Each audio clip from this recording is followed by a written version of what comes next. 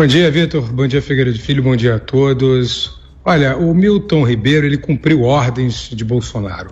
E as ordens eram obedecer aos pastores da corrupção.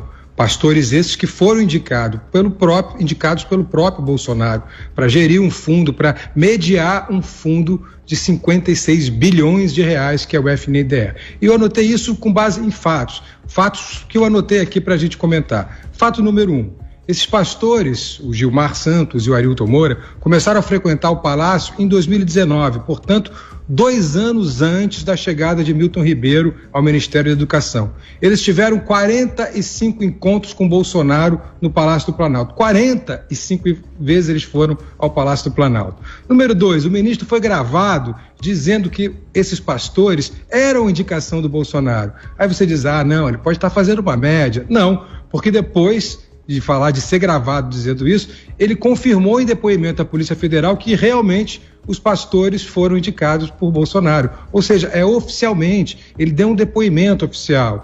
Ato contínuo, os prefeitos de algumas cidades denunciaram que esses pastores cobravam propina para liberar esses recursos do Fundo Nacional de Educação.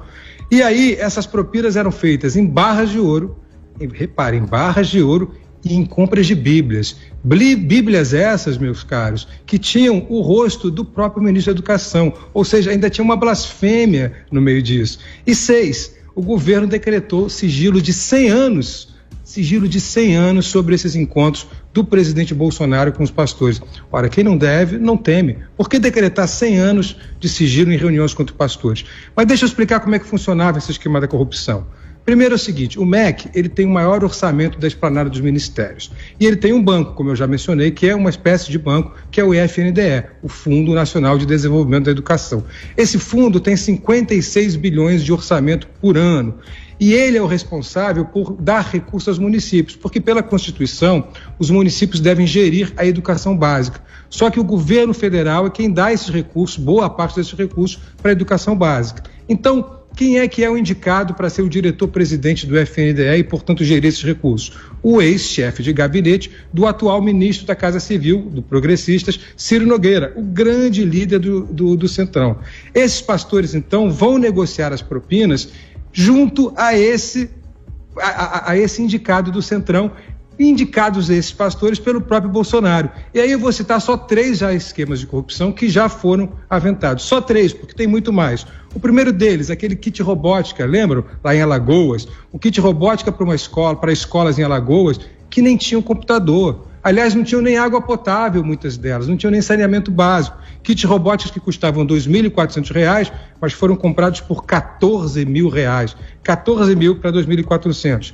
Outro esquema de corrupção, ônibus superfaturados no valor de 232 milhões de reais, ônibus que custavam 270 mil reais e foram comprados no pregão a 480 mil.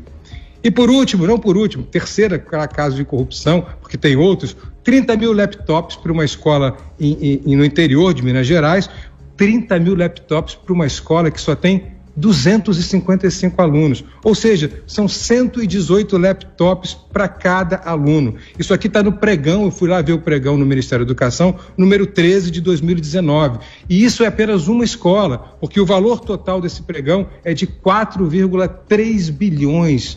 Mais de 4 bilhões de reais só nesse pregão dos laptops.